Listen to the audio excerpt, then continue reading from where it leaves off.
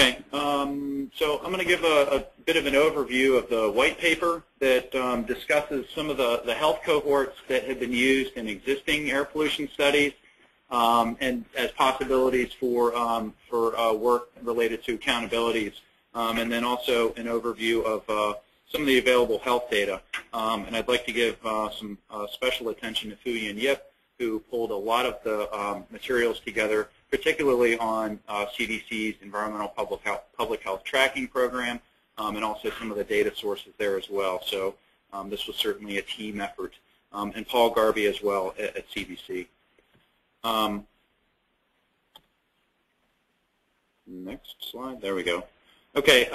So I think a number of folks in the room are familiar with the nature of cohorts that have been used in air pollution studies up to this point. There's quite a bit of a range in terms of size and geographic coverage that the cohorts span. Generally speaking, the cohorts that we looked at here, we're looking at the larger cohorts that have been used in air pollution studies. So these consist of usually greater than 5,000 people, even as high as over 1 million people. And they span geographic coverage as well, from single cities all the way to multiple cities or regions across the U.S. Because these are looking at effects of air pollution, primarily the endpoints that were examined in these are mortality from a variety of different causes, but mostly cardiopulmonary or respiratory morbidity endpoints. Most of the cohorts have been prospective, although some using Medicare and other administrative data have been more retrospective analyses. And you'll note also that most of the cohorts were not specifically designed to evaluate air pollution effects. Some of them were just opportunistically used for that purpose, while others, there are some examples where cohorts were specifically designed to look at air pollution effects. And I'll also talk about a few new cohorts or some cohorts that are being expanded that could be used for these kinds of accountability or outcome analyses. So I won't belabor some of the details in this table, but this is discussed. The table is shown in the white paper as well. But you'll see that a number of the cohorts are still ongoing. They are still being followed, while roughly half of them or so have a finite end date, which happened some time ago. Not all's lost with that, because some retrospective analyses can still be done with these cohorts. But certainly for the ones that are still ongoing, there's some things that could be garnered, especially with regards to outcome studies. And you see also the endpoints that are being followed in these cohorts. This really just gives a very brief synopsis or snapshot of them. It's certainly not meant to be, a very comprehensive discussion of them. In terms of the description, what's shown in here is really just primarily the age of the individuals that are being followed in the cohorts. In some cases, the cohorts are specifically for specifically following men. Some are specifically following women. Some of the folks that are enrolled in the cohorts are of a variety of disease statuses coming into the cohorts. Others are a general sort of a mix of disease statuses. So looking at some of the other or future cohorts that are either now forming or being expanded, there's several on here. Most of these, all of them, are quite large, spanning a few 100,000 people or upwards of 100,000 people. And you'll notice also that for the endpoints that are being followed in here, some of them certainly would lend themselves to certainly some possibilities for air pollution analyses, particularly the last three, which the Millennium and the National Children's Study, if we're interested in looking at effects on children, and also the Nurses' Health Study, the third component of that. They're studying a variety of health endpoints. So there are some possibilities here with some newly forming or expanding cohorts that could be mined for these kinds of analyses. When we start looking at the health data, again, we're sort of looking under the lamppost here at some of the larger health data sets that are publicly accessible or could be available. There's certainly other examples of data sets that may be used, but certainly these kinds of data sets that are available through CDC and coming from the states certainly cover a large range of health data and also geographic coverage, temporal time span, et cetera. So there's certainly rich data sets available here. So with the Environmental Public Health Tracking Program, there's certainly folks in the room who are much more well-versed in this than I am, so I'd certainly direct the questions towards them. But basically, this program is a system of integrated health exposure and hazard information data that's being pulled together in order to understand better the relationships between environmental exposures and public health impacts. There are other types of data that are available from CDC, including hospital department data and, of course, mortality and even natality data. So we can look at sort of both ends of the life spectrum, if you will. For the inpatient hospitalization and emergency department data, there's information on individuals' demographics, their address. So there's data available down to the address level, but of course with these kinds of databases, there are some stipulations as to what data can actually be used, what can be transmitted, the level at which the temporal, or excuse me, the spatial resolution at which the data can be transmitted.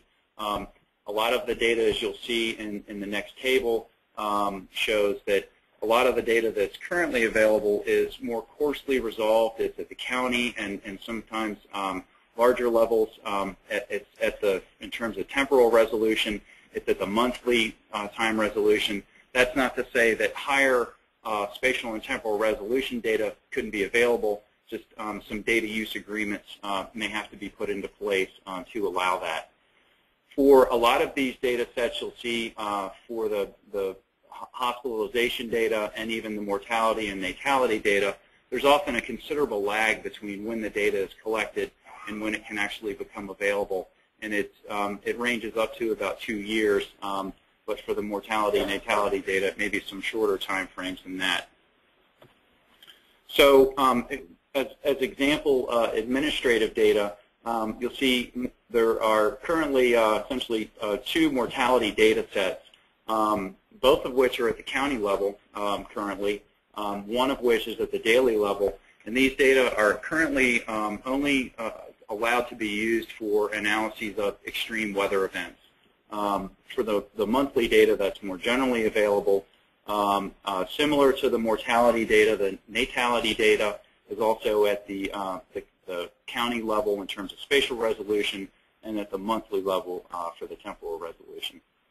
For hospitalization data, for asthma and heart attack hospitalization, there are agreements with 23 states and New York City as well. And so those data are available for a fairly large geographic range and over a fairly long time period. I think it is worth pointing out that the time period doesn't end at these particular years. That's just where the current data is available through. There are some extensive array of national surveys as well that CDC conducts. I won't get into a lot of the details on this because we just don't have time to. But they span a range of really a variety of different kinds of information that are being garnered. There's a behavioral risk factor surveillance survey that's being done, and there's a table following this that provides a little more details on how extensive these things are. I think a number of folks are familiar with the NHANES survey, which is an ongoing survey that involves interviews and physical exams and also biological specimen collection. There's a National Health Interview Survey, the Hospital Discharge Survey, as well as the National Hospital Ambulatory Medical Care Survey. These provide a variety of different kinds of information about hospital care that could possibly be used here. So for the national surveys data, this table provides an understanding of the sort of resolution and geographic coverage and the size of these different surveys. See that all of them cover or tap into the 50 states, and in some cases a little bit beyond that, but primarily covers the 50 states. The time period varies on them, but there's certainly an extensive timeline here for most of the surveys.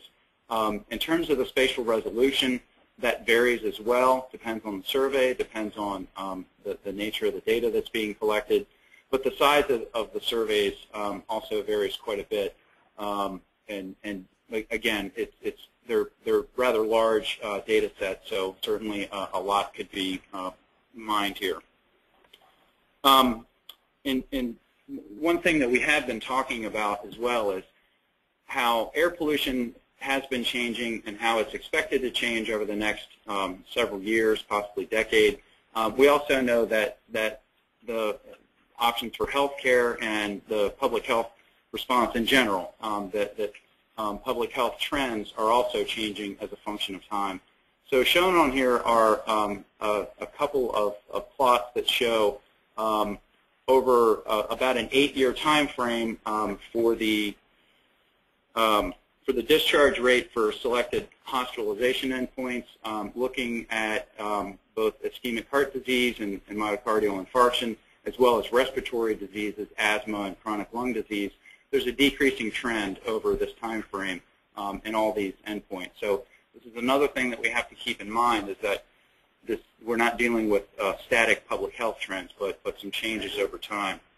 Some estimates that have been put together, and I would point to Neil and Brian to address the methodology that was used here. But looking at the change or the trends in all-cause mortality over the next 40 years, we're seeing certainly changes in that as well. A bottoming out around 2030 is anticipated, and then again a slight increase over the next 20 years. So again, keeping in mind that these trends aren't static either, as well as the way that air pollution, air quality has been trending and will continue to trend. So it ends up putting somewhat of a little bit of a wrinkle in doing these kinds of analyses, but that we have to be considerate of. So with that, I would turn